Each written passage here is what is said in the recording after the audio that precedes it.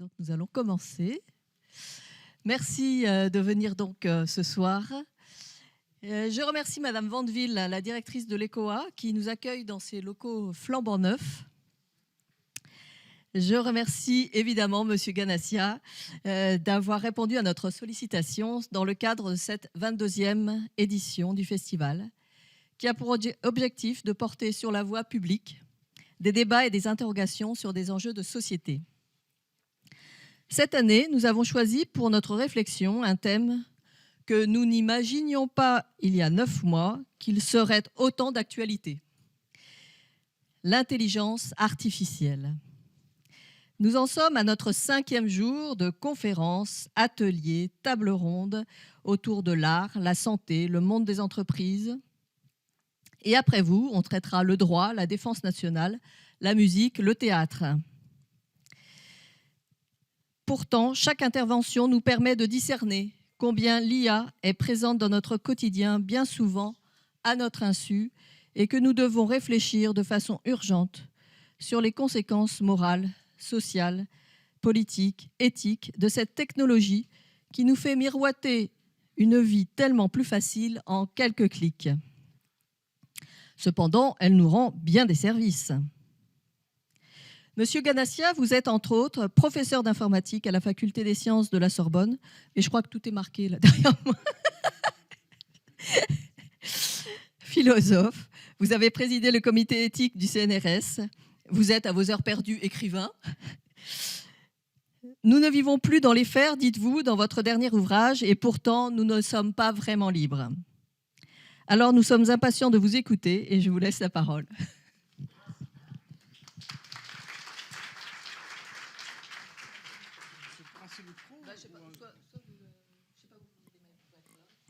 Je vais peut-être me mettre là. Je vais rester debout et puis je verrai si... Donc bonjour, merci de m'accueillir dans cette belle ville de Poitiers. Ah, et là vous entendez ? Voilà, donc il faut que je le mette vraiment, je le colle sur le manteau. Sur le menton.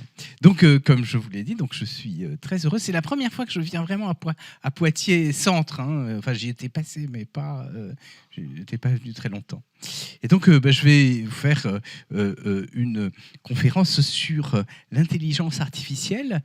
Et je l'ai intitulée « La conscience de l'intelligence artificielle », sachant que, bien sûr, ça peut vouloir dire deux choses bien opposées. C'est la conscience que l'on peut avoir de l'intelligence artificielle, mais c'est aussi, est-ce que l'intelligence artificielle a une conscience ? En tout cas, ça fait partie, bien sûr, des questions qui sont posées depuis un certain nombre d'années, et je vais essayer d'exposer cela. Alors, le plan, donc on vous l'a dit, j'étais enseignant, et donc je trouve que c'est toujours utile de faire un plan, d'abord pour moi, mais je pense que pour les auditeurs, c'est bien pratique. Donc, voilà un peu la structure de l'exposé que je voudrais vous présenter.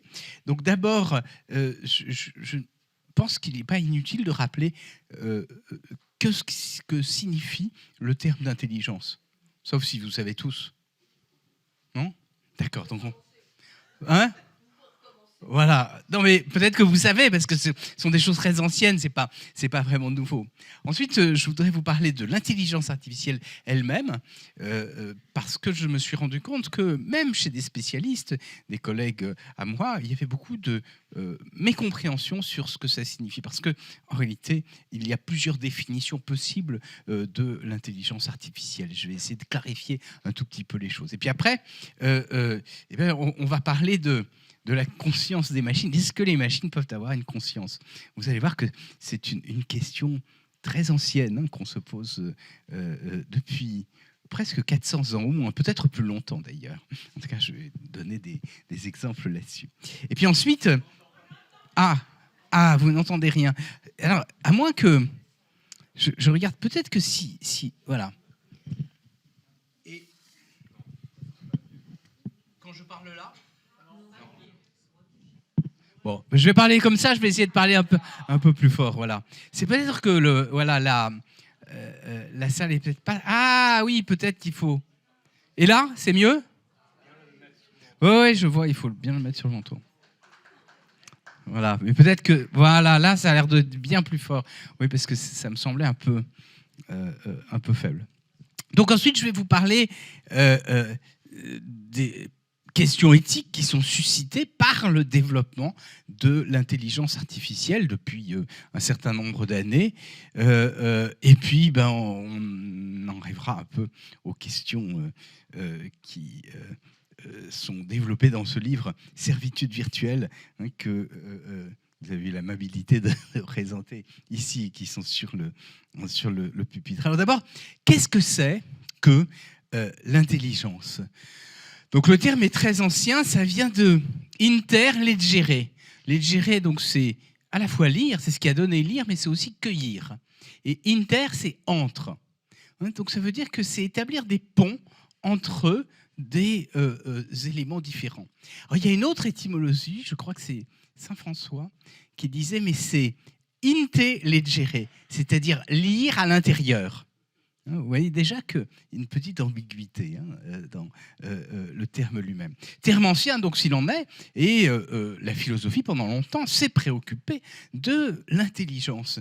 Et puis vous allez voir qu'elle a un peu abandonné le terme intelligence, qu'elle a plutôt confié à la psychologie. Donc au sens classique, il y a 4 définitions. Alors quand même, pour commencer, je vous ai ici mis la couverture d'un livre que peut-être certains d'entre vous ont lu, d'Hippolyte Taine. Vous voyez qui c'était, Hippolyte Taine ? Donc c'était un philosophe positiviste qui a vécu dans la deuxième moitié du XIXe siècle, disciple d'Auguste Comte, très talentueux, et qui a, entre autres, écrit un ouvrage assez conséquent qu'il a intitulé « De l'intelligence ». Et qu'est-ce qu'il essayait de faire ? On va revenir là-dessus tout à l'heure. C'est essayer d'aborder les problématiques philosophiques avec les méthodes des sciences physiques. Et c'est bien sûr ce qu'a fait la psychologie scientifique depuis un certain nombre d'années. Alors, première chose, donc, l'intelligence, le premier sens, c'est un esprit, un être spirituel. Et ça correspond un peu à ce qu'on appelle aujourd'hui la philosophie de l'esprit.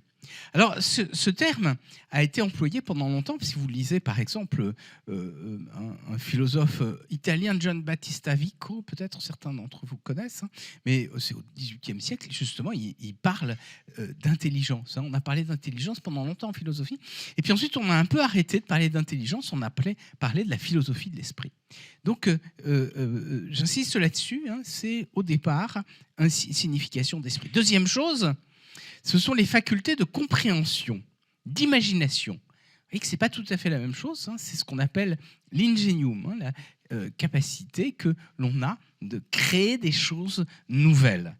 Et bien sûr, ça relève plutôt de la psychologie au sens classique. Et puis ensuite, il y a un terme alors, qui n'est pas... excusez-moi, ça vous dérange si j'enlève ma veste ? Parce que je vais rien vous cacher, j'arrive du Canada et j'étouffe. Alors, donc, le troisième sens,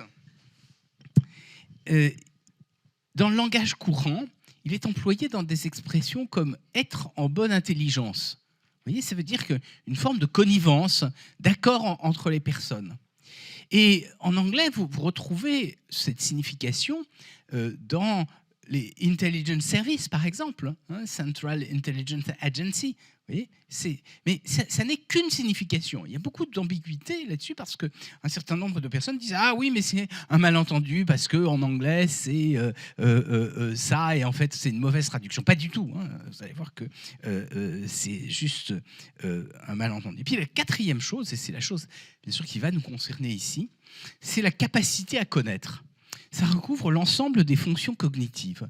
Ce qu'on appelle les sciences cognitives, la psychologie, et c'est ce sens-là qui va être utilisé en intelligence artificielle.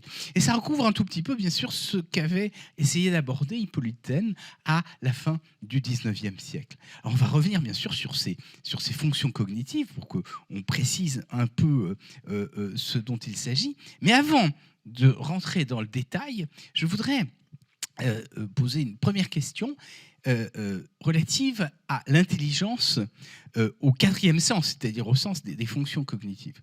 Une question donc qui est pendante depuis un certain temps, mais qui, à mon sens, a été résolue sur cette notion-là. C'est la question de la généralité de l'intelligence. Vous vous souvenez que au XIXe siècle et au début du XXe siècle, un certain nombre de psychologues ont eu tendance à avoir une mesure de l'intelligence en disant c'est un chiffre. On va essayer de quantifier les capacités intellectuelles. Et c'est ce qui a donné naissance, entre autres, au quotient intellectuel de Monsieur Binet, dont vous avez peut-être entendu parler.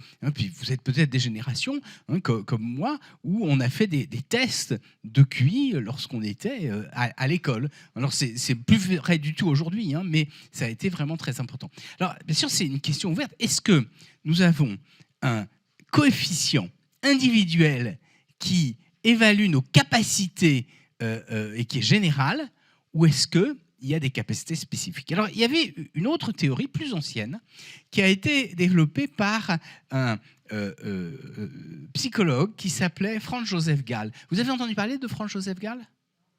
Oui. Donc, Franz-Joseph Gall, c'est important parce qu'il a développé ce qu'on a appelé la théorie des facultés.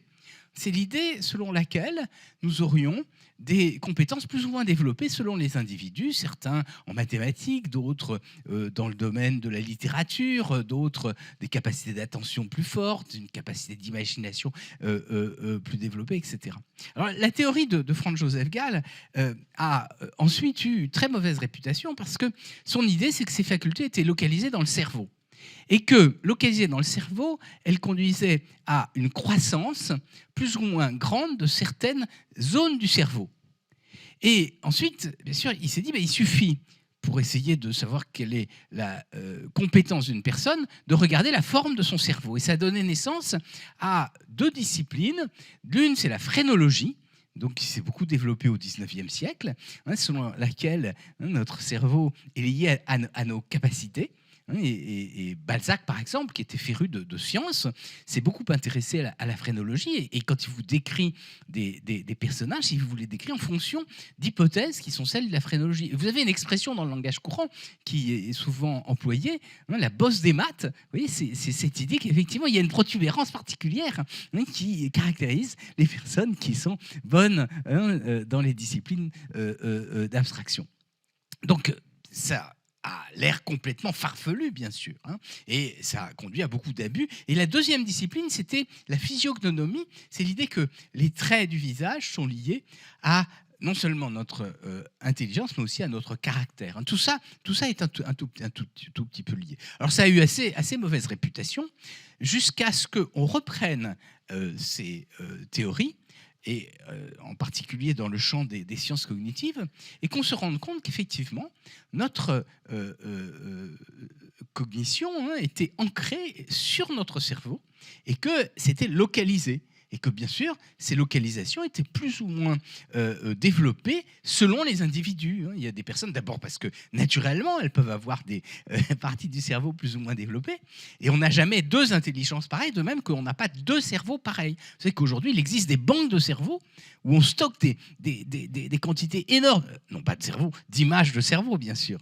Et on essaye de les recaler les uns par rapport aux autres. Et les cerveaux sont aussi différents d'un individu à l'autre que les visages sont différents d'un individu à l'autre. Donc d'abord, il y a bien sûr ce que fait la nature, et puis ensuite, il y a l'expérience personnelle qui fait qu'on développe plus ou moins certaines parties de son cerveau. Par exemple, des jumeaux, qui a priori, des vrais jumeaux, auront le même cerveau, et bien ensuite, ils peuvent avoir des images de cerveau qui seront totalement différentes parce qu'ils auront développé plus ou moins tel aspect du cerveau. Donc, oui, je crois que c'est important de bien comprendre ces différentes dimensions, enfin plus exactement ces différentes acceptions de la notion d'intelligence. Alors maintenant, on va en venir à l'intelligence artificielle. De quoi s'agit-il ?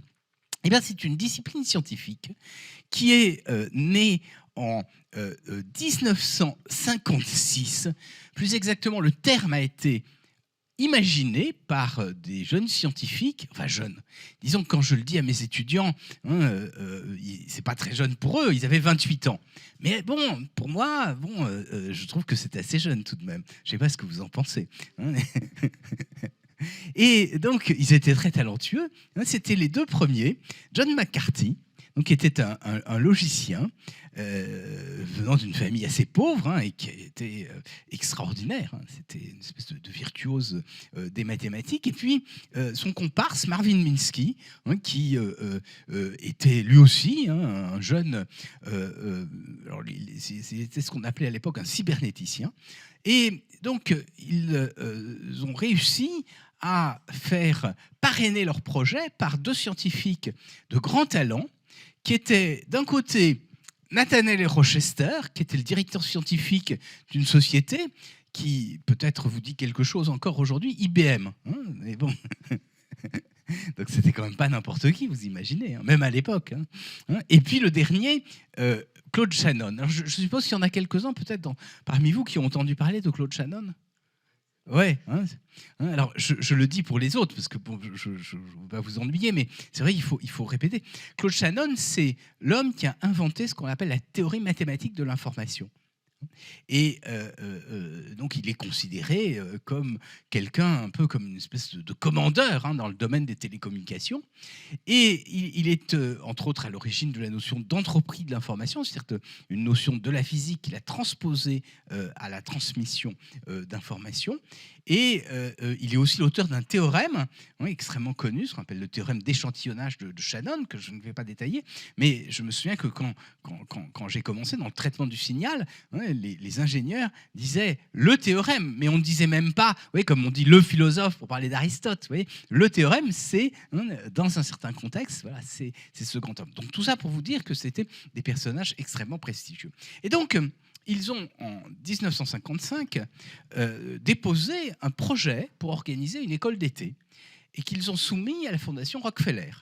Et cette école d'été avait comme but de développer, d'étudier quelque chose qui était nouveau, qu'ils ont appelé l'intelligence artificielle.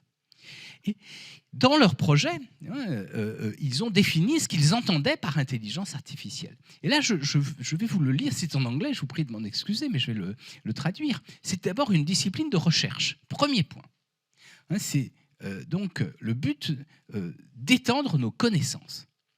Deuxième point, vous voyez, c'est une discipline qui se fonde sur la base d'une conjecture. Alors, peut-être vous le savez, une conjecture en termes mathématiques, c'est une hypothèse qui n'a pas été démontrée, mais qui a toujours été validée. C'est-à-dire qu'on l'a toujours observé qu'elle était vraie, mais on n'est pas certain qu'elle sera toujours vraie. Alors ça fait bien sûr l'objet de tout un tas de débats, hein, les mathématiciens se battent pour essayer de les démontrer. Et du point de vue épistémologique, une conjecture, c'est très important parce que c'est ce qui va définir un horizon de tâches. Je vais vous donner un exemple de conjecture. Hein, Galilée, hein, lorsque il fonde la physique, il dit « la nature s'écrit en langage mathématique ». On n'en sait rien. Hein, c'est-à-dire que vous allez me dire, est-ce que cette table, c'est du langage mathématique? Non, peu importe. Mais en tout cas, hein, c'est une hypothèse qui va être extrêmement féconde, parce que ça va être, hein, une espèce d'horizon régulateur de toute la physique, se dire, eh ben, on va essayer de tout décrire avec des équations mathématiques. Ben, on a un peu ici l'équivalent. L'idée, c'est quoi? C'est que notre cognition, hein, notre intelligence au quatrième sens, c'est-à-dire l'ensemble de nos facultés d'appréhension, de connaissance, etc. Ces facultés sont telles, oui, toutes les caractéristiques de l'apprentissage et toutes les autres caractéristiques de l'intelligence peuvent en principe être décrites de façon si précise que l'on peut construire une machine pour les simuler. Donc vous voyez, ça c'est l'hypothèse générale, c'est que on peut essayer de mieux comprendre l'intelligence humaine, ses différentes composantes, en les isolant et ensuite en essayant de les simuler avec des machines. Vous voyez donc que c'est passionnant, hein, ça nous permet de mieux comprendre. Alors qu'est-ce que sont ces fonctions cognitives? Peut-être faut-il le préciser. La perception, oui, c'est une fonction cognitive, d'accord, hein, par exemple, la perception des visages, hein, la perception de la parole. Tout ça, ce sont des fonctions cognitives. On peut les simuler avec une machine, et on le fait aujourd'hui. Vous avez vu qu'il y a des machines à dicter aujourd'hui qui marchent extrêmement bien, ce qui n'est pas du tout évident. C'était quelque chose de tout à fait novateur quand ça a été fait. Et ça fait peu de temps d'ailleurs que ça marche, et ça marche plus ou moins bien, mais ça marche relativement bien. Il se trouve que j'ai une petite expérience, il y a quelques années, je me suis cassé le bras. C'était le bras gauche, manque de bol, je suis gaucher. Et donc, je n'arrivais plus à écrire. Et j'ai réussi quand même à écrire des articles avec une machine à dicter. Deuxième chose, après la perception, c'est une fois que vous avez interprété les signaux qui vous sont transmis par vos yeux et par vos oreilles, c'est d'être capable de les stocker en mémoire, ce qu'on appelle la représentation, c'est-à-dire rendre le monde extérieur présent en son absence. Autrement dit, c'est la mémoire. Comment simuler une mémoire ? Et ça, bien sûr, ça fait partie des premiers objectifs de l'intelligence artificielle. Et puis ensuite, c'est exploiter ces connaissances en mémoire. Et ça, c'est ce qu'on appelle l'apprentissage machine. C'est ce on a vu. Alors, juste sur le premier point, tout à l'heure, en introduction, vous avez dit on fait de l'intelligence artificielle sans le savoir, comme M. Jourdain. Effectivement, lorsque vous utilisez le web, c'est le couplage des réseaux de télécommunications avec un modèle de mémoire. Et ce modèle de mémoire, c'est ce qu'on a appelé l'hypertexte. Alors ce modèle de mémoire a été conçu en 1965 par un philosophe qui s'est converti à l'informatique qui s'appelait Ted Nelson. Et cette idée, c'était de rajouter des liens entre les parties du texte.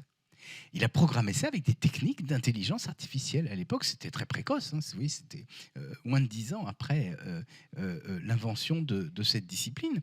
Et le web, c'est justement le couplage de l'hypertexte, c'est-à-dire des réseaux de télécommunications, c'est-à-dire des liens, mais ces liens ne sont pas limités à un ordinateur, à la mémoire d'un seul ordinateur, mais en réalité, ce sont des liens sur le réseau.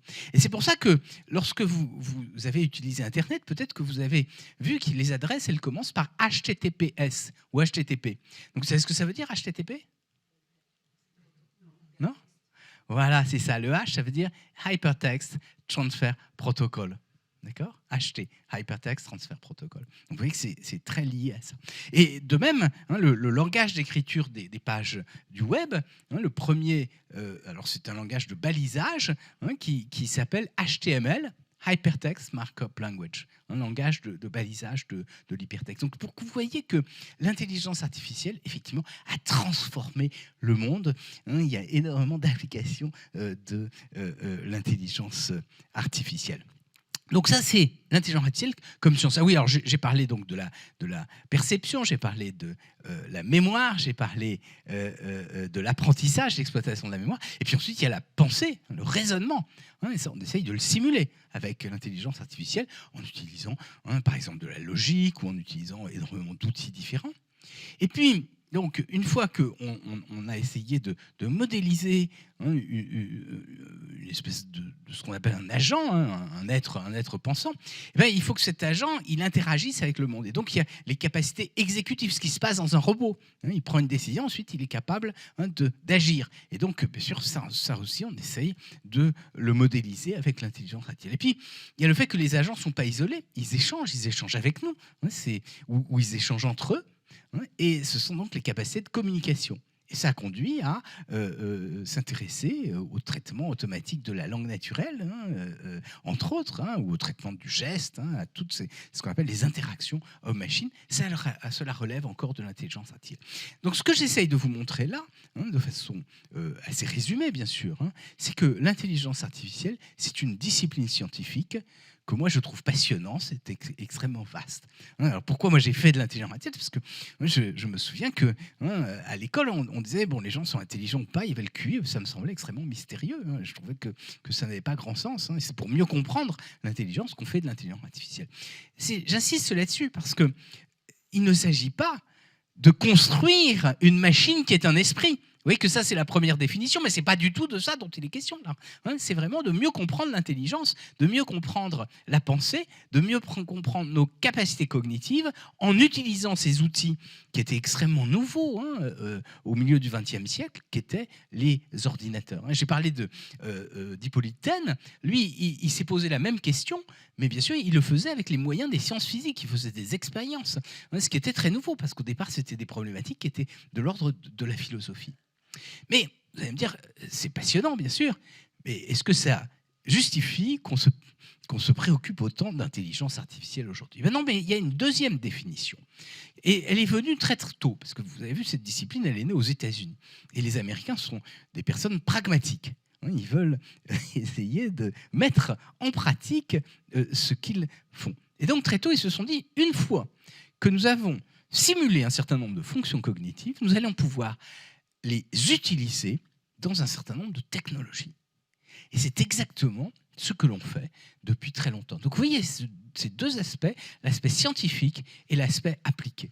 Et aujourd'hui, bien sûr, c'est l'aspect appliqué qui est le plus important. Ça ne veut pas dire que l'aspect scientifique n'est plus présent, mais ça veut dire que cet aspect appliqué, c'est lui qui joue un rôle fondamental dans la société dans laquelle nous vivons. Alors là, il y a une définition qui a été donnée par un scientifique assez connu, enfin deux scientifiques, Stuart Russell et Peter Norvig, qui sont... Alors Stuart Russell est anglais, mais il a fait une grande partie de sa carrière à l'université de Berkeley, et Peter Norvig, lui, est américain, et il est aujourd'hui employé de la société Google, et ils définissent l'intelligence artificielle comme l'étude des agents.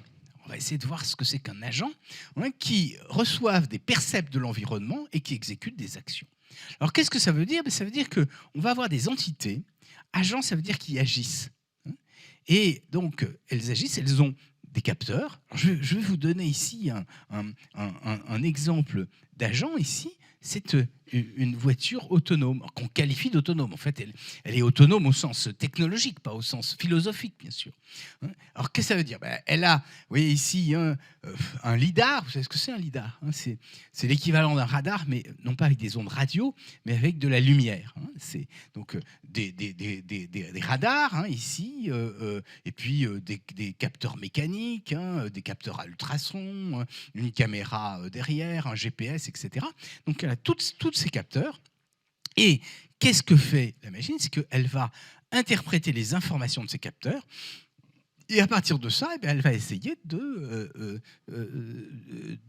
déterminer les actions à accomplir. Et elle est autonome, donc pas au sens philosophique. Alors vous savez ce que ça veut dire, autonome au sens philosophique. Auto, c'est moi, et nomos, c'est la loi. Ça veut dire qu'il se donne sa propre loi. Alors, quelle était l'idée de l'autonomie? C'était d'abord, une cité est autonome lorsqu'elle n'est pas soumise à une autre cité, lorsqu'elle n'est pas une colonie, parce qu'elle se définit elle-même ses propres lois. Et puis à partir du XVIIIe siècle, et de philosophes comme Locke ou comme Rousseau, l'idée d'autonomie, c'est rapporté à un individu. C'est un individu qui choisit lui-même sa propre loi. C'est-à-dire qu'il décide de sa loi morale sans simplement reprendre celle de ses parents, de ses ancêtres, etc. Et c'est ça. Mais justement, il ne s'agit pas du tout de ça. Avec une voiture, d'ailleurs, si on a une voiture autonome, on souhaite vraiment qu'elle ne soit pas autonome au sens propre, parce que si elle est autonome au sens propre, ça veut dire qu'elle aura elle va décider d'elle-même.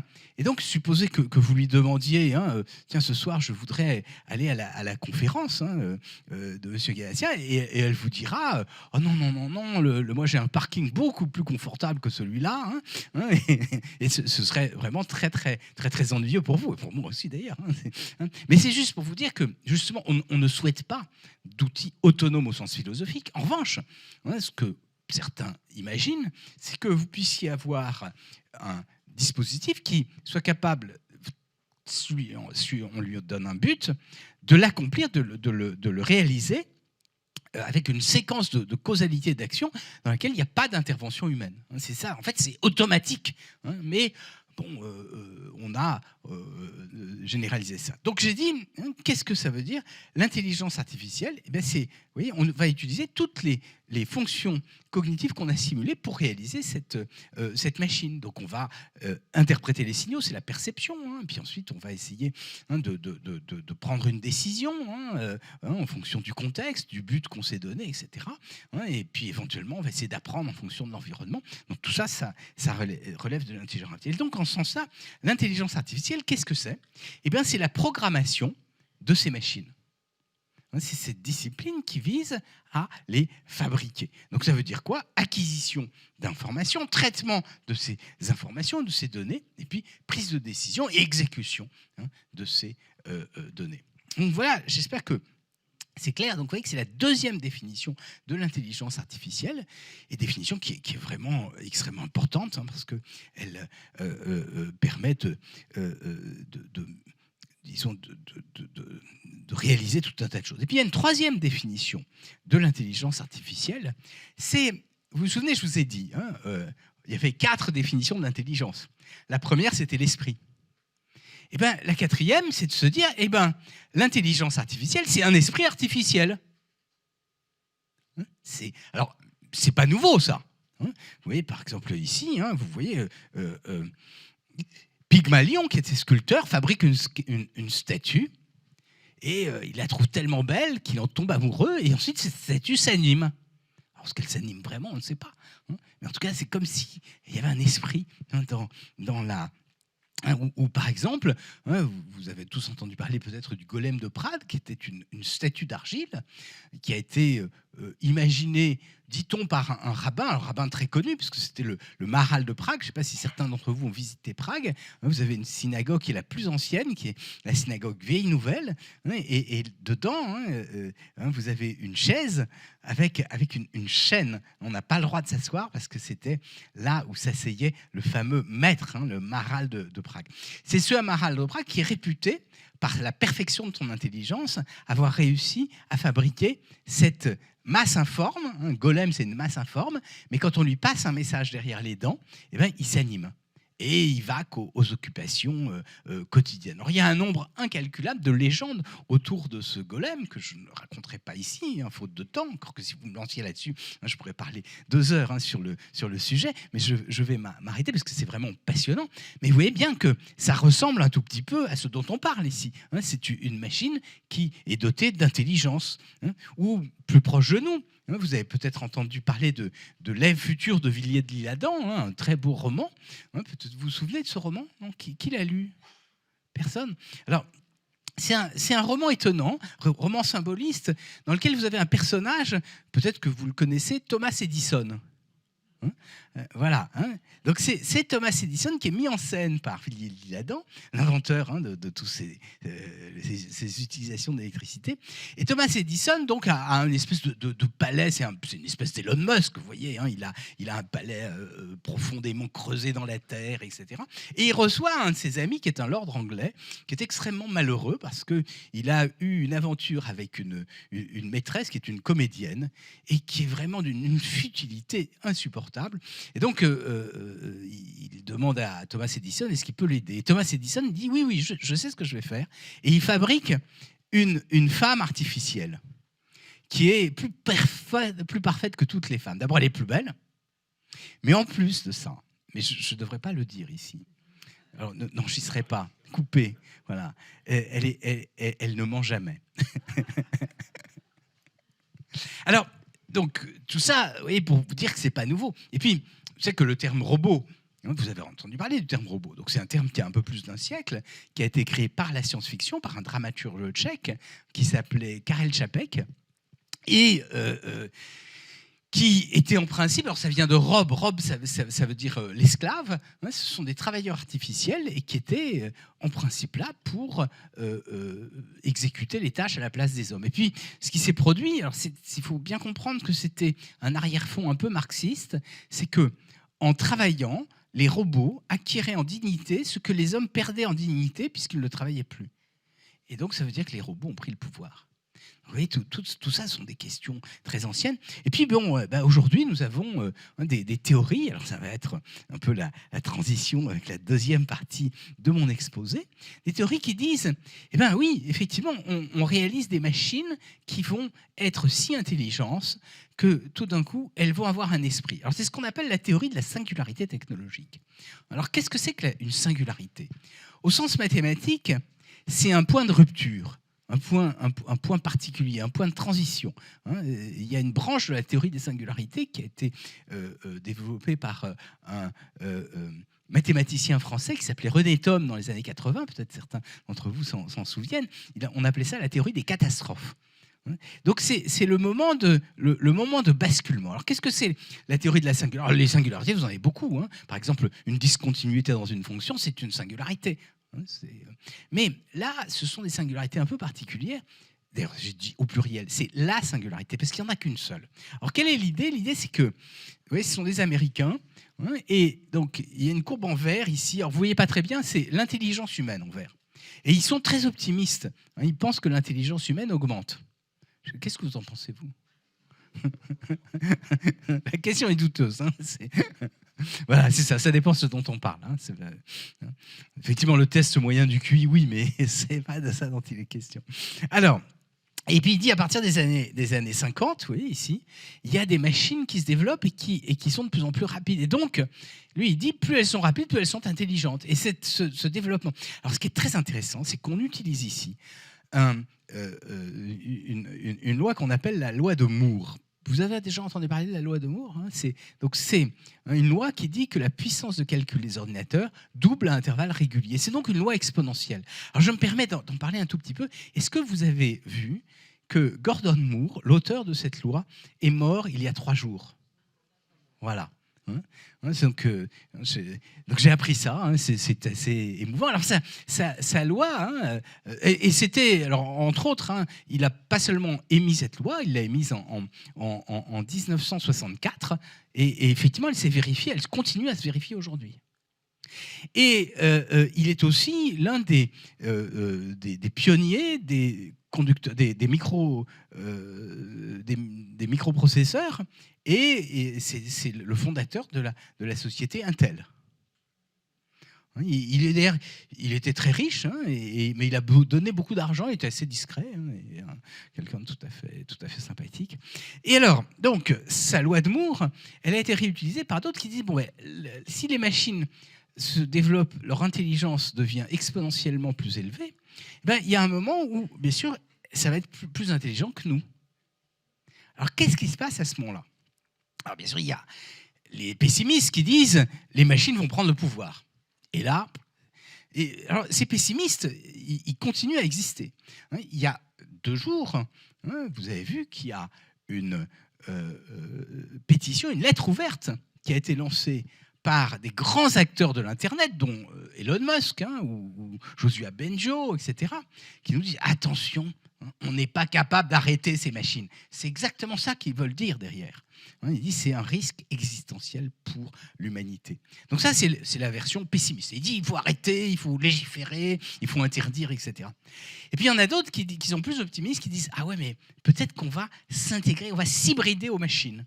Et à ce moment-là, on pourra peut-être éventuellement ici télécharger notre esprit, ce qu'on appelle le mind uploading, en dehors de notre corps.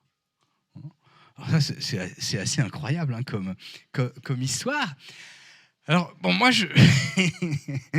alors, est-ce que c'est possible ? Alors c'est intéressant parce que vous voyez, c'est du point de vue spirituel, ça voudrait dire que on pourrait devenir peut-être pas immortel, mais enfin en tout cas vivre très longtemps. On jette le corps et puis on continue à exister. C'est pas mal.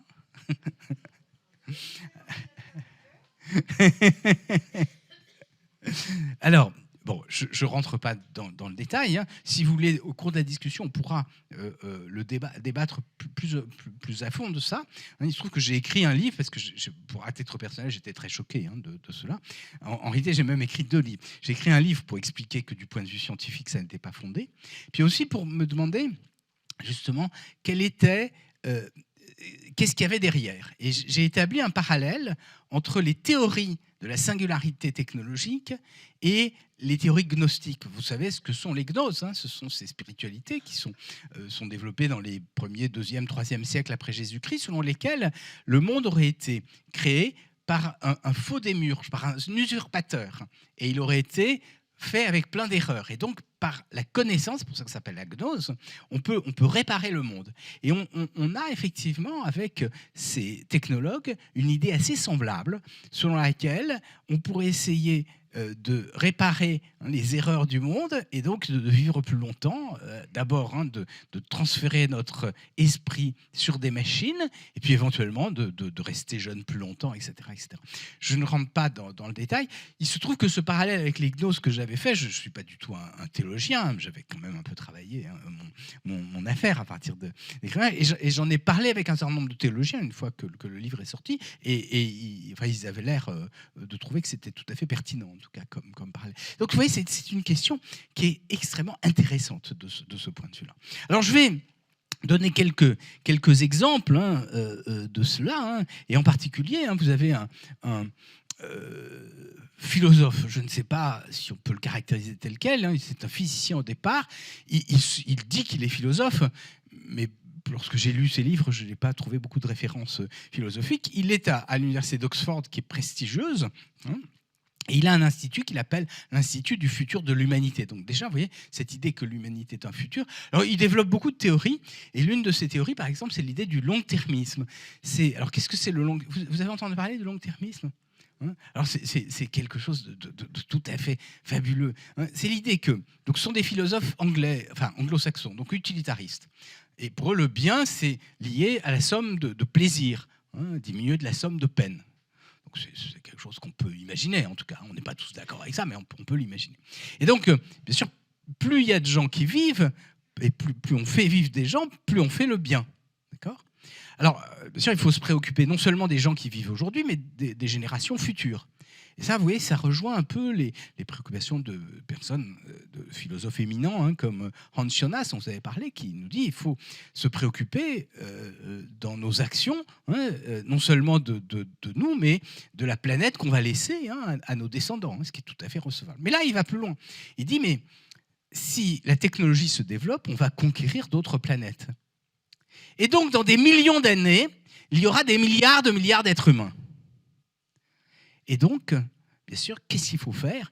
Eh bien, il faut tout faire pour permettre à ces milliards d'êtres humains de vivre. Et donc, quel est le plus grand risque ? Eh bien, c'est qu'on arrête cette progression. Il dit, il y a deux façons d'arrêter cette progression. Soit que les machines s'animent toutes seules, qu'elles prennent le pouvoir. C'est cette super intelligence dont parle ici ce livre. Il dit à ce moment-là, elles vont s'autonomiser. Et donc, alors c'est ce qu'ils appellent le risque existentiel. Et puis, l'autre hypothèse, c'est que parce que la Terre se réchauffe, qu'on arrête la technologie. Alors, pour ça, bien sûr, il dit, au fond, la question du réchauffement climatique, pour lui, n'est pas un problème, parce que face à ces milliards d'êtres humains, 100 millions, qu'est-ce que c'est ? On n'est que 8 milliards, ou même 1 milliard, c'est rien du tout. Vous êtes d'accord ? Non. Et alors, sa théorie, c'est par exemple que, bon, les hommes sont tous égaux, on est d'accord. Mais il y en a qui sont quand même plus égaux que d'autres. Et ceux qui développent la technologie, ils auront certainement un effet bien plus positif que les autres. Donc voilà ces théories un tout petit peu étranges. Et le principal financeur, c'est quelqu'un dont on a déjà parlé, c'est Elon Musk. Et puis il y en a un autre, d'ailleurs, vous vous souvenez de cette crypto-monnaie qui a fait faillite ? De quoi ? Oui, mais c'est celle dont le patron est en prison en ce moment. C'est lui. Alors ils appellent ça le long-termisme, ou ce qu'on appelle l'altruisme efficace. Parce que bien sûr, c'est de l'altruisme. Donc il faut se méfier de tous les mots et de toutes ces choses. C'est pour ça que je vous dis, il faut être très prudent dans ce monde-là. Donc voilà. Donc ça, c'est cette idée de conscience. Alors je vous propose, quand même, pour essayer de bien comprendre le problème, et c'est pour ça que je voulais vous parler de la conscience. Qu'est-ce que veut dire conscience ? Alors, le problème, c'est que le terme conscience a plusieurs sens. Il y a au moins 3 sens que je voudrais évoquer ici. Le premier sens, c'est ce qu'on appelle, alors, c'est un philosophe qui s'appelle Daniel Dennett, qui a dit, lorsqu'on voit une machine fonctionner, on va projeter sur elle des intentions, éventuellement des émotions. Ça vous arrive tous les jours, vous avez un ordinateur, vous dites « Ah, mais c'est ça, ou c'est pas ça, etc. » Et donc, il appelle ça des systèmes intentionnels. Et donc, effectivement, ça veut dire c'est ce que j'appelle une forme d'animisme, projection d'une conscience sur un agent. Alors, ça donne naissance à énormément de travaux en informatique, ce qu'on appelle l'informatique émotive, c'est-à-dire comment faire pour qu'une machine échange mieux avec nous. Et bien, on va lui donner des corrélats d'affect. Par exemple, on va prendre un robot, on va lui faire cligner les yeux, pour vous dire qu'il est content, au contraire. Il va incliner les yeux d'une mauvaise façon pour dire qu'il est mécontent. Alors, on sait bien sûr que ces projections sont usuelles. Et alors, les Japonais, en plus, ils ont une tradition shintoïste, et pour eux, c'est quelque chose qui ne pose aucun problème. Mais même chez nous, oui, est-ce qu'il y en a parmi vous qui ont des petits Roomba, des aspirateurs Ouais. Et vous voyez, on a l'impression d'un animal. Vous êtes d'accord, Et il y a même des gens qui habillent leur petit robot. Et je vais vous donner un autre exemple. Je crois que c'était, je ne sais plus pendant quelle guerre, je crois que c'était pendant la guerre d'Irak. Les Américains avaient des robots démineurs.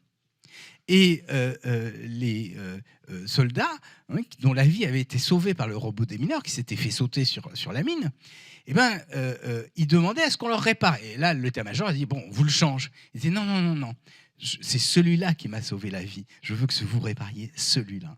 Donc, vous voyez, ça, c'est une première forme de conscience qu'on projette sur une machine. Bien sûr, si c'était ça, je ne vois pas où serait le problème, bien sûr. Alors, il y a une deuxième forme de conscience qui est liée à la réflexion. L'étymologie, c'est le fait de se regarder soi-même, qui fait que, justement, la conscience morale, c'est de se regarder, pour reprendre le titre d'un livre de Paul Ricoeur, soi-même comme un autre, se regarder comme un autre, se voir agir et voir les conséquences que ça peut avoir. Et donc, bien sûr, en ce sens-là, est-ce qu'on pourrait imaginer qu'une machine est une conscience, en ce sens-là ? Oui, pourquoi pas ? Et il y a effectivement des travaux d'apprentissage qui font qu'une machine examine son comportement et ensuite essaye de le perfectionner pour aller plus rapidement. Donc vous voyez, ça c'est une forme de conscience, et ça ne pose pas de problème qu'une machine ait une conscience de ce type-là. Alors, où est le problème avec la conscience ? Le problème, oui, alors moi je parle de l'éthique computationnelle, nous on travaille sur des machines qui justement essayent de face à une situation, de regarder quelles sont les actions qu'elles peuvent accomplir et de regarder les conséquences, et ensuite bien sûr de choisir celles dont les conséquences sont les moins mauvaises, par exemple. C'est une forme de conscience, d'accord ? Mais justement, quel est le problème ? C'est au sens 3. La conscience, c'est aussi le fait d'avoir des émotions, des sensations, de percevoir le monde. Alors là, bien sûr, qu'est-ce que ça voudrait dire d'éprouver de la conscience pour une machine ? Et d'ailleurs, est-ce que c'est possible ? A priori, non, parce que ce n'est pas un organisme. Mais même si c'était possible, cette conscience nous serait extrêmement étrangère. Pourquoi ? Parce que la conscience d'une machine en ce sens-là, elle serait très, très, très, très loin de notre propre conscience. Parce que, oui, nous, par exemple, en général, on aime l'eau. Vous êtes d'accord ? Il y a des gens qui n'aiment pas trop, qui préfèrent le vin. Mais en tout cas, disons, l'eau est considérée quand même comme étant bonne pour la vie. Mais pour la machine, ça devrait être c'est le pire des poisons. Et donc, elle devrait détester l'eau. Donc, même si elle avait une conscience, cette conscience nous serait tellement étrangère, elle voudrait un petit peu d'huile, ou éventuellement un peu d'électricité. Ce ne serait vraiment pas la même chose que nous. Donc, ça veut dire que, bien évidemment, en ce sens-là, on est très loin d'avoir une conscience. Mais je voudrais maintenant profiter de ce moment où je parle de la conscience des machines pour évoquer Blaise Pascal et pour lui rendre hommage. Vous savez qu'il est né il y a exactement 400 ans, en 1623. Nous fêterons cette année son 400e anniversaire. Et vous savez que c'était un immense mathématicien, avant d'être le penseur que vous connaissez tous. Et il a été très, très tôt mathématicien. D'ailleurs, vous connaissez son histoire. C'est que son père voulait qu'il apprenne les langues anciennes avant de faire des mathématiques. Et il a fait des mathématiques tout seul. Je le dis parce que j'ai assisté à une réunion où c'était des profs de lettres qui nous disaient voilà, il veut faire des bandes dessinées pour la culture générale, et il présentait Pascal et il disait qu'il avait appris avec son père. En fait, c'est pas du tout vrai. Son père ne voulait pas qu'il fasse des mathématiques, il les a fait tout seul. Et justement, sa sœur le raconte. Il faisait des cercles, il trouvait les mots, il disait ça c'est un rond, etc. Il inventait les mots. Et puis il a, pour aider son père, parce que c'était une vie de famille extrêmement chaleureuse, il a décidé, vous savez que son père était un haut fonctionnaire et qu'il s'occupait de la collecte de l'impôt, et il a décidé, pour aider son père, donc, de fabriquer une machine qui aide à faire des additions et des soustractions, la pascaline. Il l'a faite, en plus, à 19 ans. C'est incroyable, hein ? Et pour ça, il a compris qu'il fallait, d'une part, des connaissances théoriques en mathématiques, en théorie des nombres, des connaissances de géométrie pour voir comment concevoir la machine, mais aussi des connaissances techniques. Et il s'est allié, alors d'abord des connaissances de physique, mais il s'est aussi allié le concours d'un artisan pour fabriquer cette machine. Bien sûr, c'est un génie tout à fait exceptionnel. Mais, et c'est là bien sûr ce qui m'intéresse ici, et la raison pour laquelle je le mentionne, c'est que plus tard, il réfléchit à la portée de cette machine. Et il a cette phrase que je voudrais vous citer parce que je la trouve tout à fait étonnante et qu'elle est toujours pertinente aujourd'hui. Il dit « La machine arithmétique fait des effets qui approchent plus de la pensée que tout ce que font les animaux. Mais elle ne fait rien qui puisse faire dire qu'elle a de la volonté comme les animaux. » Et je crois que cette phrase mérite d'être méditée. Car les ordinateurs aujourd'hui, on peut dire qu'ils font des effets qui approchent peut-être encore plus de la pensée que tout ce que font non seulement les animaux, mais les hommes. Et en même temps, elle ne fait rien qui puisse faire dire qu'ils aident la volonté comme les hommes. Et ça, je crois que c'est vraiment important parce qu'il y a un certain nombre de gens qui nous expliquent le contraire. Et je crois qu'il faut tenir la position de Pascal. Alors donc j'ai essayé de vous parler, là jusqu'ici, de la conscience des machines. Et maintenant, ce que je voudrais, c'est vous parler de la conscience que nous avons, nous, dans le monde contemporain, face au développement de l'intelligence artificielle. Et donc pour ça, je vais reciter bien sûr la fameuse phrase de Rabelais, « Science sans conscience n'est que ruine de l'âme ». Quels sont les effets délétères de l'intelligence artificielle sur la société ? Et donc, moi, en tant que scientifique, bien sûr, quelles sont les réflexions que l'on doit avoir ? Alors d'abord, première chose, il en va de l'intelligence artificielle un peu comme de la langue d'Ésope. Alors, vous vous souvenez de la légende d'Ésope ? Vous vous souvenez tous de la légende d'Ésope ? Non ? Alors, je le rappelle, vous savez que Ésope était un esclave très, très spirituel. Et son maître lui dit « Écoute, j'ai des invités de marque. Je voudrais que tu fasses le meilleur repas du monde. Je te donne carte blanche. » Et Ésope dit « Pas de problème. » Et il fait un repas. Et en entrée, il y a de la langue. Tout le monde dit « Oui, c'est bon. » Puis ensuite, en plat de résistance, en premier plat, il y a de la langue. Puis ensuite, en deuxième plat, il y a de la langue. Et puis en dessert, il y a de la langue. Et là, mais tu te fous de nous, je voulais que tu nous fasses un repas extrêmement riche. Il dit, mais tu sais que la langue, c'est la meilleure des choses. Parce que c'est grâce à la langue que les hommes communiquent, et c'est en communiquant qu'ils vont construire toutes ces choses extraordinaires, qu'ils vont développer leur pensée, qu'ils vont bâtir des palais, etc. La langue est tout à fait essentielle. C'est la meilleure des choses du monde. Tu m'as demandé de faire le repas qui était le meilleur du monde. C'est la meilleure des choses du monde. Alors bon, tout le monde rit, bien sûr. Et là, il dit, maintenant, la prochaine fois, tu nous fais la pire des choses. Il dit, pas de problème. Et là, bien sûr, il dit, en entrée, il donne de la langue, en premier plat de la langue, en deuxième plat de la langue. Ah là, mais tu te moques de nous. Tu nous as dit que c'était la meilleure des choses. Il dit, oui, mais c'est aussi la pire des choses. Parce que c'est à cause de la langue qu'il y a la diffamation, la calomnie, le mensonge. Toutes les pires des choses. Les guerres sont liées à des questions de langue. Voilà. Et bien, je pense qu'il en va un peu de même de l'intelligence artificielle. Ça peut être la meilleure des choses. Et c'est la meilleure des choses. Des effets positifs dans la médecine, l'automatisation du travail manuel. Souvent, les gens se disent « Ah oui, c'est dommage, oui, mais bon, quand vous regardez vos grands-parents, la vie était quand même pas drôle. Et puis, ils vivaient pas si longtemps que ça. Je crois qu'il ne faut pas pleurer quand même, parce que la vie des paysans, la vie des ouvriers était extrêmement dure. Et il faut bien le répéter. L'ingénierie, les sciences, il y a de nouvelles... Il y a une révolution scientifique, une révolution épistémologique qui est en cours liée à l'intelligence artificielle, ce qu'on appelle les expérimentations in silico, c'est-à-dire que vous faites des expérimentations directement sur les données. Donc ça c'est extraordinaire.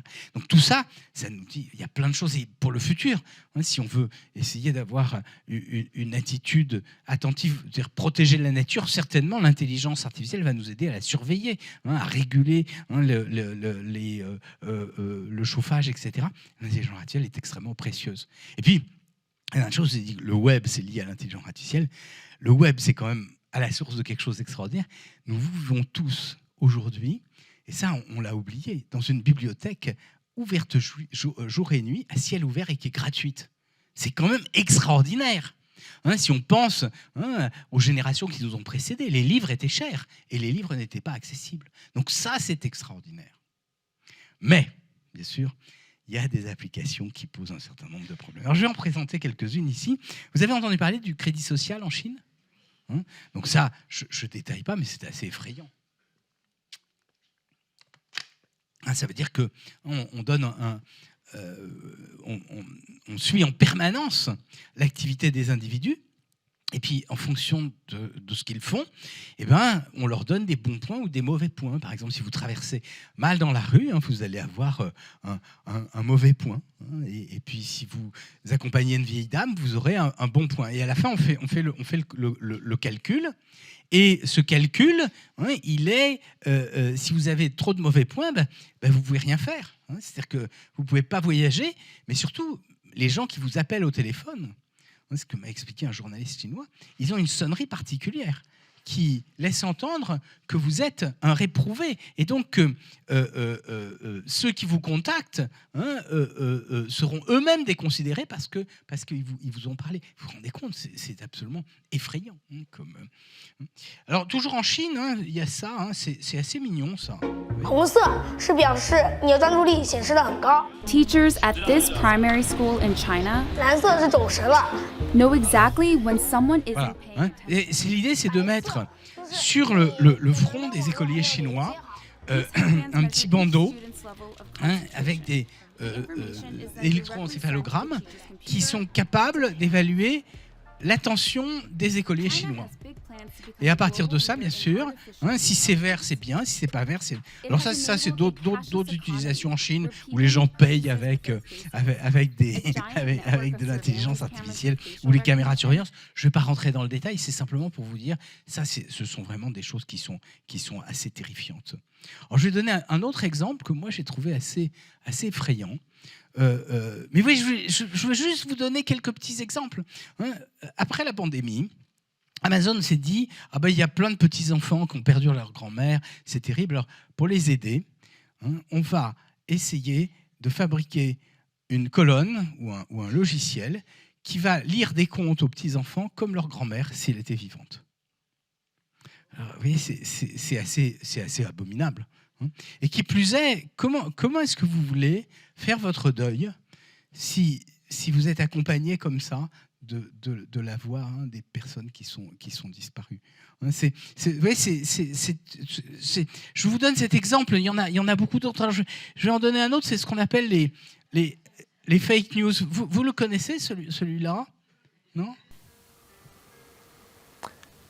Françaises et Français, mes chers compatriotes, qui sème l'illusion, récolte la souffrance. Oui. Ivre de ma puissance nouvellement acquise, je vous ai roulé dans la farine. J'ai franchi une ligne rouge. Je ne suis pas qui je suis. J'ai honte. Pardon. Je vous demande pardon. Je ne recommencerai plus.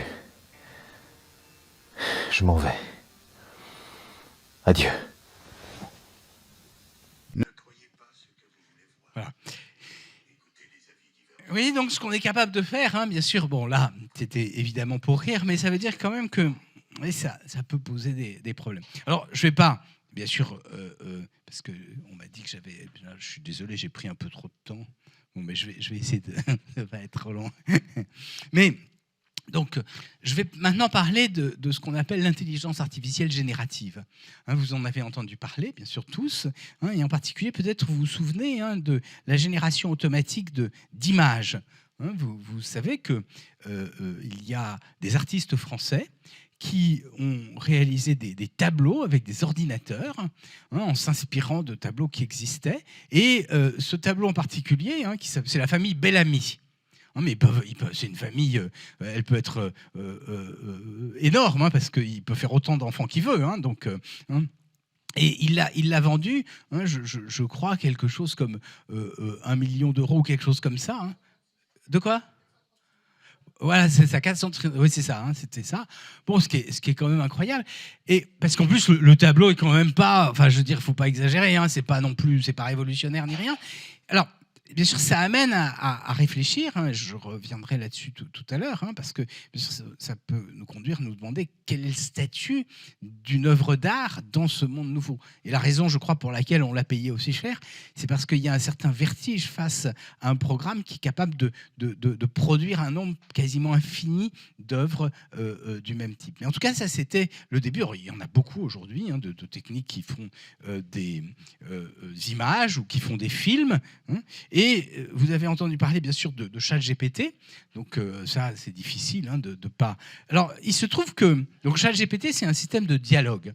Alors, peut-être vous connaissez quand même l'histoire parce que on la tronque un tout petit peu. En juin dernier, il y a un ingénieur de chez Google qui réalise un logiciel qui est justement un système de dialogue qui s'appelle Lambda. Vous avez entendu parler de ce logiciel, non ? Donc LAMDA. Et il a un échange avec cette machine et il dit « C'est tellement étonnant ce qu'elle dit que je ne peux pas croire qu'il n'y ait pas une âme dans la machine. » Et alors, le nom quand même est assez étonnant. Il s'appelle Blake Lemoine. J'invente pas. Et Google, effrayé par ça, l'a renvoyé, carrément. Parce que ce n'était pas du tout l'image qu'ils souhaitaient donner à leur entreprise. Ensuite, bien sûr, ce logiciel, cette idée-là, Google a arrêté les travaux. Il a continué, mais il voulait travailler sur autre chose. Et c'est une autre société qui est arrivée, qui a repris ces travaux, qui s'appelle OpenAI. Et c'est eux qui ont fait ChatGPT. C'est-à-dire qu'ils ont pris un générateur automatique de texte. Alors, ce générateur, il s'appelle GPT.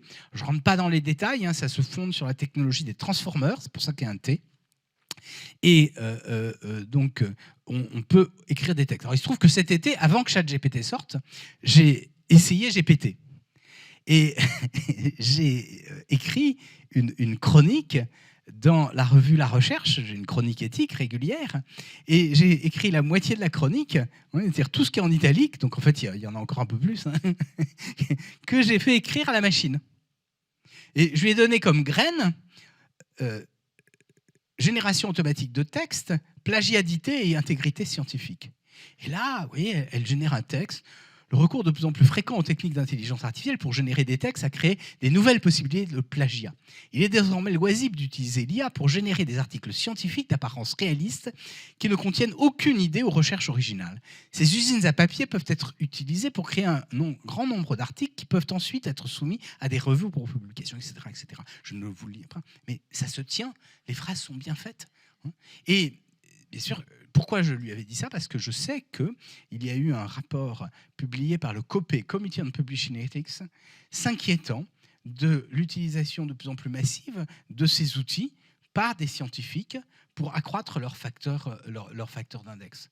Donc vous voyez que ça pose beaucoup de problèmes. Alors ça pose énormément de questions d'éthique. Je les aborderai pas toutes ici, hein, mais oui, on a beaucoup parlé de la tricherie dans les écoles, hein, donc la publication scientifique, de la tromperie, etc. Je voudrais simplement insister sur une chose, c'est que la tricherie a toujours existé. Et qu'est-ce qui nous inquiète ? On se dit, ça va être massifié. Mais je pense qu'on pourrait regarder aussi ça comme un miroir grossissant des défauts de nos sociétés. Pourquoi est-ce que les étudiants tendent tant à tricher aujourd'hui ? Parce que la vocation de l'enseignement supérieur, qui était d'acquérir des connaissances, a été dévoyée. Aujourd'hui, ce sont des machines à donner des diplômes. Et je crois que... Et c'est la même chose, vous voyez, pour les articles scientifiques. Normalement, la vocation des scientifiques, c'est de faire reculer les frontières de l'ignorance, d'aller plus loin dans le savoir. Mais aujourd'hui, ça n'est plus ça. Pour faire carrière, il faut avoir un facteur d'impact important. Et donc, oui, c'est un miroir de tous les défauts de notre société. Et donc, il ne faut pas accuser les techniques d'intelligence artificielle, il faut plutôt s'accuser nous-mêmes. Dire, mais qu'est-ce que nous avons fait comme société ? Ça, c'est une petite parenthèse que je voulais fermer. Alors, je voudrais aller maintenant un peu plus loin. Comment peut-on faire, et je vais terminer là-dessus, pour lutter, bien sûr, contre cette génération de textes, d'images, etc. Comment est-ce qu'on a essayé de faire ?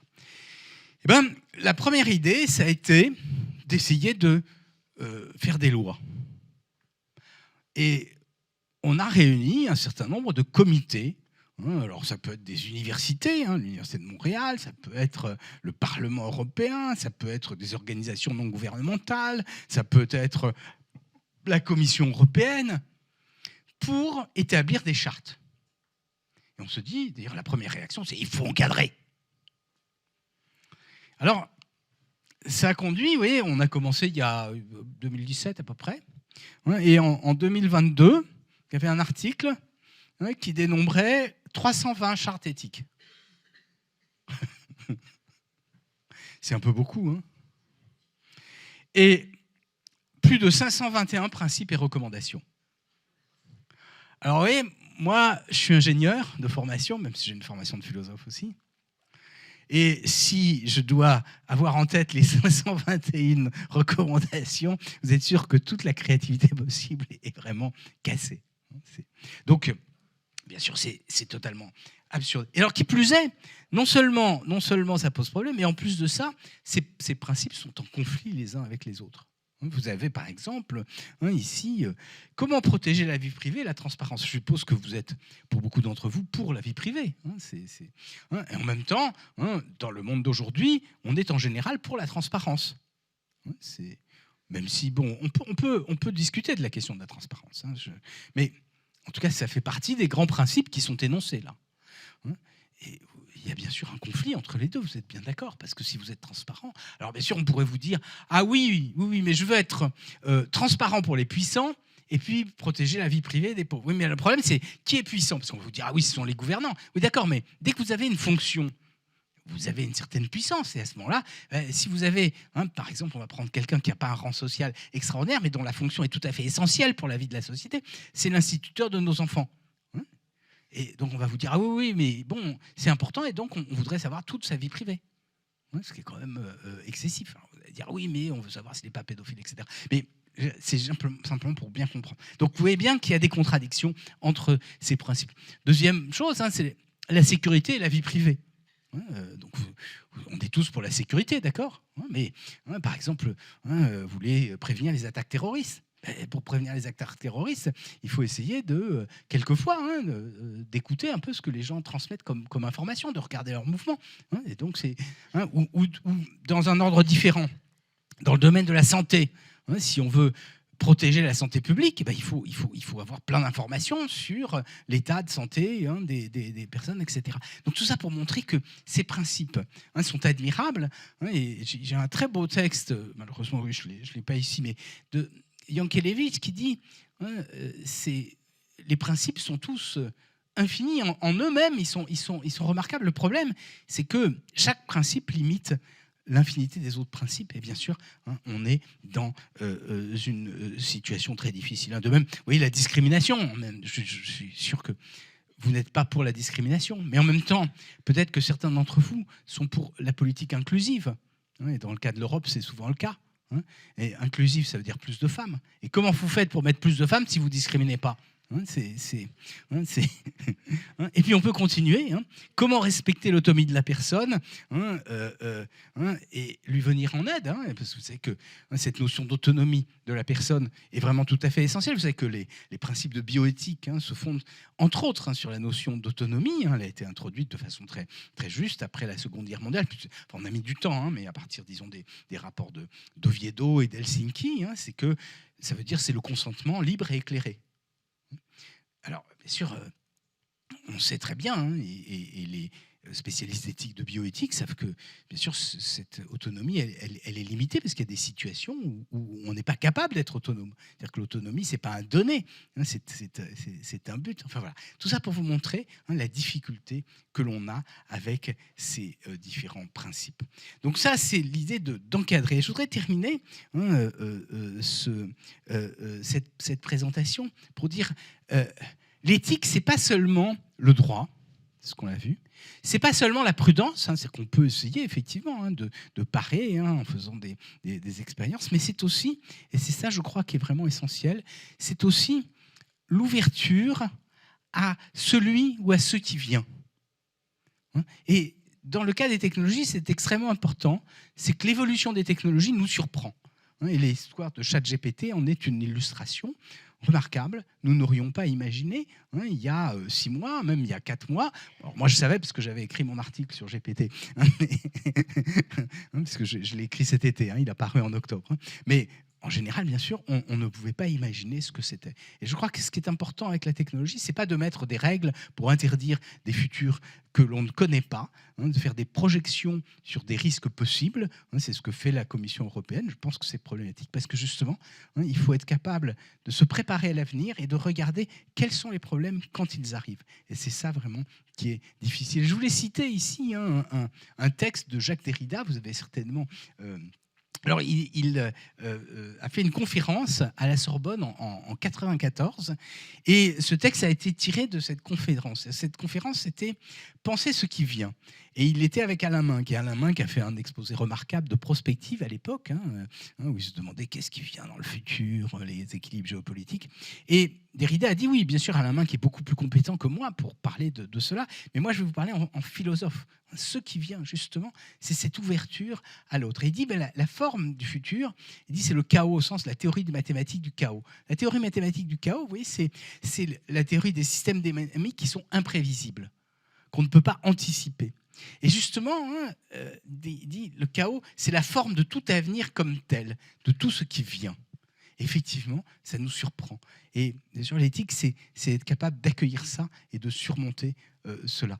Regardons ces dernières années, qui aurait prévu la pandémie, bien sûr, qui aurait prévu l'incendie de Notre-Dame, qui aurait prévu la guerre en Ukraine. L'avenir nous surprend et les technologies nous surprennent.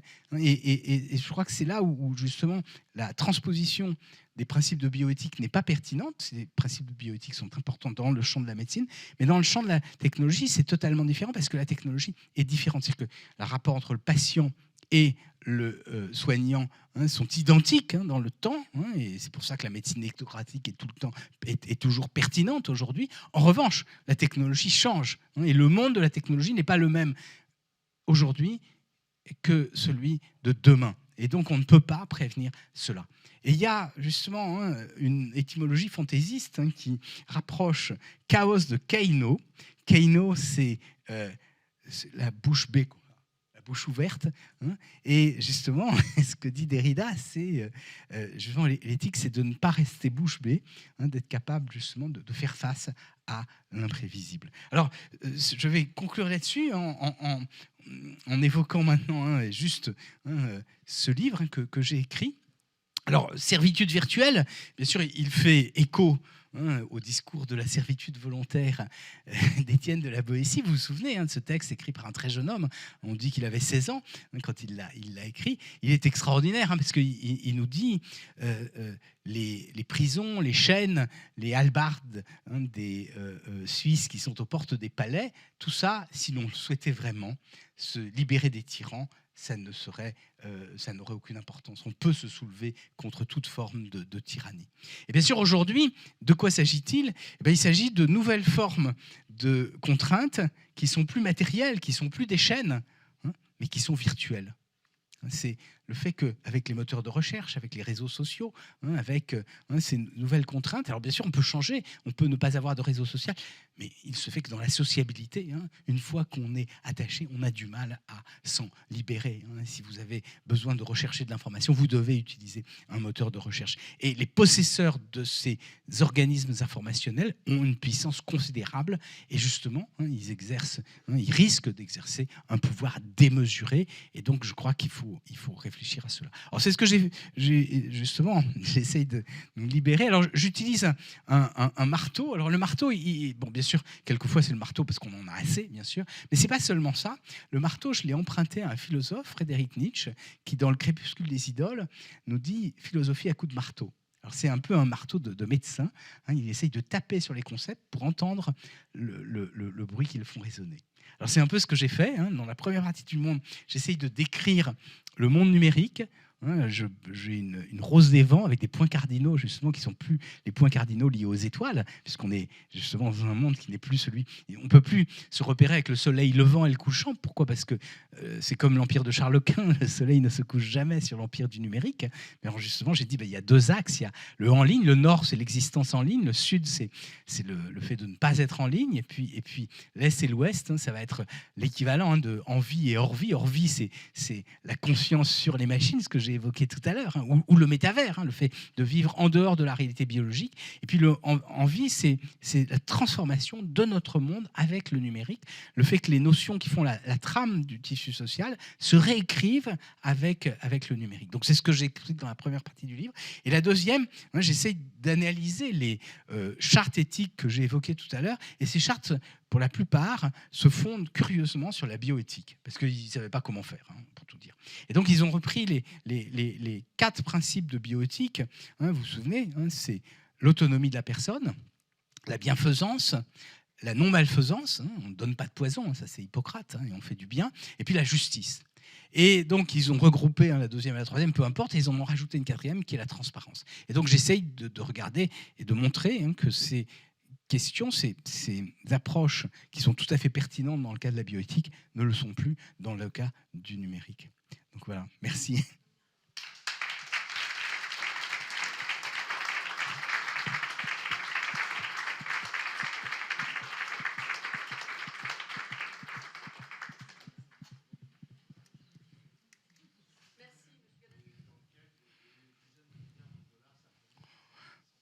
Ben, je suis bien d'accord avec vous, mais de toute façon, il ne compte pas arrêter la recherche, c'est juste une posture.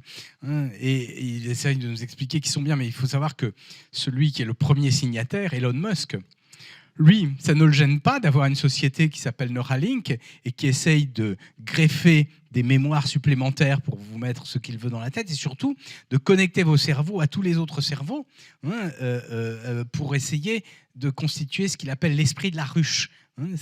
Donc c'est quand même, si ça advenait, heureusement, ce n'est pas possible, mais si cela advenait, ce serait terrifiant. Ça veut dire qu'il n'y aurait plus d'individualité, il n'y aurait plus d'intimité. Donc, je veux dire, c'est vraiment scandaleux que des gens comme ça, qui développent des théories comme celle-là, puissent ensuite vous donner la leçon, vous dire « Oh, c'est terrible, les machines vont prendre leur autonomie », et qui plus est, c'est faux.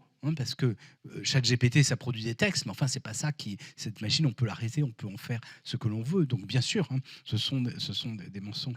J'avais utilisé une expression dans le livre d'avant, enfin, le mythe de la singularité, que j'avais emprunté, c'était pas de moi. Alors les éditeurs, ils tiquaient, et puis après j'aurais dit, j'avais emprunté à Rimbaud à un moment donné, je crois dans la saison en enfer, il parle la charité ensorcelée, et on peut se dire qu'il y a un peu de ça, c'est-à-dire que c'est de la fausse charité, bien sûr. Deux choses. D'abord, sur la bioéthique, je ne suis pas tout à fait d'accord avec vous là-dessus. Aujourd'hui, lorsque vous faites une expérimentation médicale, vous devez soumettre votre projet à un comité d'éthique. Sur l'humain, mais si vous faites de la biotechnologie en utilisant des souriceaux, enfin bref, l'exemple qu'on nous a donné hier, a priori... Oui. dans ces cas-là, mais en tout cas, c'est quand même de plus en plus contraint. Hein. Alors peut-être que dans certains domaines de la biologie, c'est après. Alors moi, ce que je dis, c'est pas tout à fait ça. Ce que je dis, c'est que lorsque on veut avoir une réflexion éthique, il ne suffit pas de se donner des cadres généraux, des lois et des standards, parce que ceux-là, on peut les tourner. Puis ça veut dire que ce sont des lois. Si vous lisez, par exemple, le AI Act, il y a une première version qui a été ouverte au public en juin 2022. Il y a eu 3000 amendements. Et on pense qu'il ne sera pas signé avant 2025. Ce sont des lois donc qui sont extrêmement grosses. Ça veut dire que quand même l'axiome général, nul n'est censé ignorer la loi, il est tout à fait irréaliste avec ce type de choses. Ces lois sont extrêmement détaillées et qui plus est, parce qu'elles résultent de négociations entre les différents acteurs. Et qui plus est, chaque fois que vous avez une règle, vous avez une exception à la règle. Et en général, ça se termine par des principes qui sont sur lesquels vous ne pouvez rien dire. Par exemple, le principe de proportionnalité. Le principe de proportionnalité, c'est-à-dire que le juge peut dire absolument ce qu'il veut, ou l'intérêt légitime, par exemple.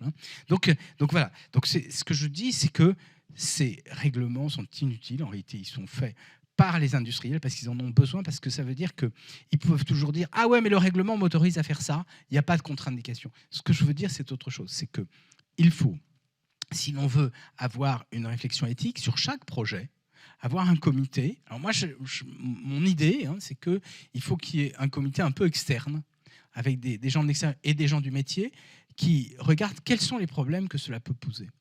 Et puis ensuite, il faut traduire ces recommandations de façon technique. Par exemple, vous voyez, moi, j'avais travaillé sur des décodeurs de télévision. Et bien sûr, si c'était des décodeurs qui apprenaient, qui recommandaient en fonction de vos habitudes, bien sûr, l'idée, c'est quand même que vos habitudes, on ne les transfère pas. Donc, à ce moment-là, l'idée, c'est on va avoir une architecture de la machine qui fait que les données, elles seront traitées localement. Vous voyez, ça, c'est une exigence technique. Donc, ensuite, il faut des ingénieurs pour réaliser ça. Et puis ensuite, peut-être pour que la société ait vraiment confiance, il faut que la société dise, voilà, moi je vous garantis que je traite ça localement, mais ça ne suffit pas, il faut que vous ayez des organes de certification externes qui soient capables de dire, oui, la société prétend qu'elle ne délocalise pas les données, elle ne les délocalise pas. Oui, c'est cette conjonction de plusieurs comités qui, me semble-t-il, sera nécessaire. Et puis, il faudra aussi, je crois, avoir sur le long terme, avoir une technologie, elle est déployée à un moment donné, avec des objectifs qui sont clairs, et s'assurer qu'il n'y a pas de dérive, se demander quels sont les modes d'appropriation des technologies. Vous voyez, par exemple, les réseaux sociaux. Au début, c'était formidable. Ça mettait en contact des bandes d'amis. Puis on s'est rendu compte de l'effet dévastateur que ça pouvait avoir sur la société. Donc voilà, mon idée, c'est ce que je veux dire, c'est ça. C'est pas qu'il ne faut pas de comité, au contraire, mais c'est que ces comités, il faut d'abord penser la multiplicité de ces différentes instances qui s'occupent de l'éthique, et bien sûr qu'il faut regarder chaque projet précis et pas des grandes des monuments juridiques absurdes, comme ceux qu'on est en train de constituer. Mon idée, c'était, est-ce qu'on regarde ça au niveau du projet avant que la machine soit faite, ou est-ce qu'on laisse faire la machine et que c'est seulement après que la bioéthique intervient? Alors moi, je pense qu'il faut regarder au niveau du projet d'abord. Tout à fait, parce que c'est justement en regardant au niveau du projet que l'on peut se rendre compte des problèmes qui se posent.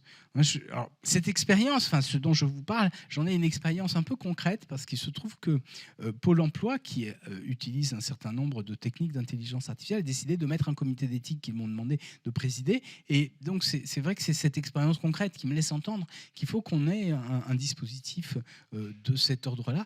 Mais en tout cas, bien sûr, on ne peut pas se contenter d'avoir des chartes multiples. Et de toute façon, s'il y a 320 chartes, il y en a 319 de trop, bien sûr.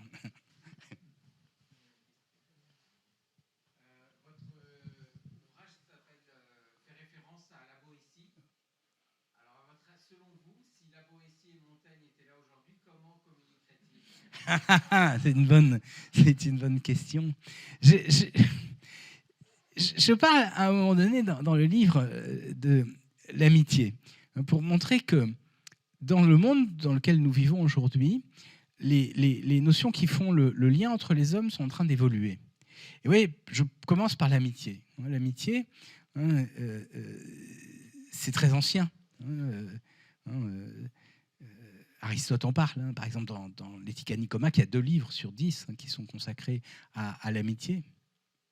Montaigne en parle pour évoquer la Boétie, justement, cette amitié, parce que c'était lui, parce que c'était moi, pourquoi.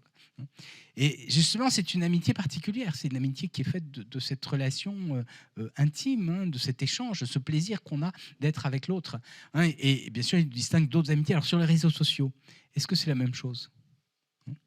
Et non. Et en même temps, il y a certains aspects sur les réseaux sociaux qui sont semblables. Parce qu'Aristote, il dit bien, vous pouvez être amis parce que vous avez des passions communes, vous aimez la chasse, vous aimez, etc. Ça, c'est une forme d'amitié. Ou vous pouvez être amis par intérêt, c'est comme LinkedIn, vous avez votre raison de relation. Donc, certains aspects de l'amitié, oui, mais d'autres non. Et bien sûr, le risque, c'est que cette amitié sur les réseaux sociaux fait que l'ami, vous n'allez plus prendre de nouvelles de lui puisque vous savez qu'il va bien. Et bien sûr, c'est ça le risque, c'est que vous transformiez l'amitié au sens ancien. Comment être sincère, comment garder une amitié ? Et voilà, et c'est toute la question. Et c'est cette question. Alors, question qui est ouverte, parce que je veux dire, je ne suis pas certain que nous soyons tout à fait condamnés. C'est-à-dire qu'il se peut que je ne voudrais pas être pessimiste, mais en tout cas, je crois qu'il faut pointer ces dangers-là. Les servitudes virtuelles, c'était ça. L'idée, c'est voilà, regardons quel est ce monde. C'est pour ça le début. J'essaye de me faire un peu moraliste au sens des moralistes du XVIIe, en décrivant ce monde nouveau dans lequel nous sommes entrés, qui nous surprend tous parce que il est à la fois étranger, bien sûr, et en même temps, il advient. Donc, il change en permanence. Et l'exemple de ChatGPT est remarquable parce que vous avez vu, en 3 mois, tout d'un coup, on découvre des choses. Et je vous ai lu le texte qui était incroyable. C'est tout à fait stupéfiant. Et en même temps, bien sûr, on sait que c'est extrêmement limité. C'est-à-dire qu'il y a surtout des abus d'usage de ces technologies. Je crois qu'il faut essayer de bien comprendre comment est-ce qu'on peut faire pour les utiliser pour le meilleur et bien sûr essayer de condamner les mésusages que l'on peut en faire.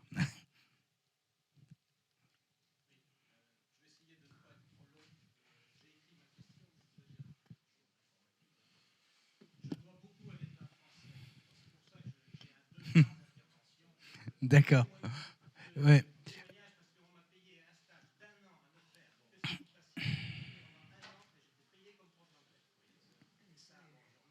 Alors, juste alors, d'abord, rappeler que les algorithmes, c'est très ancien. Le terme algorithme vient du nom d'un mathématicien persan qui s'appelait Al-Khwarizmi. Et ça désigne des méthodes de résolution d'équations. Et aujourd'hui, bien sûr, on a fabriqué des machines qui exécutent des algorithmes, mais les algorithmes sont bien antérieurs. Et par exemple, si vous avez une justice, c'est parce qu'il y a des algorithmes. Si vous avez une démocratie, c'est parce qu'il y a des algorithmes. Justement, une constitution, c'est un algorithme. Donc ça, c'est la première chose. Alors ensuite, est-ce qu'on peut prouver les algorithmes ? Alors certains algorithmes, effectivement, on peut prouver que pour toutes les entrées de cet algorithme, on a une sortie à un moment donné et que la sortie correspond à ce qu'on veut faire. Mais on ne le fait pas pour tous les algorithmes. Justement, il y en a où c'est beaucoup trop difficile. En particulier avec l'intelligence artificielle, on n'est pas capable de les prouver. Parce que souvent, c'est des problèmes qu'on n'est pas capable. Parce que pour prouver, il faut faire ce qu'on appelle spécifier. C'est-à-dire il faut décrire la relation entre l'entrée et la sortie. Or, si par exemple, vous avez en médecine un système qui prend des grains de beauté et qui est capable de déterminer que ces grains de beauté sont cancérigènes, eh bien, on n'a pas de spécification formelle, c'est-à-dire de description clair au sens mathématique qui nous explique qu'un grain de beauté est cancérigène. Il y a simplement des habitudes, des médecins qui ont une expérience et c'est ça qu'on essaye d'enseigner à la machine. Donc il y a des choses effectivement que l'on ne peut pas démontrer, des programmes qui, en particulier en intelligence artificielle, qui ne peuvent pas être prouvés. Voilà.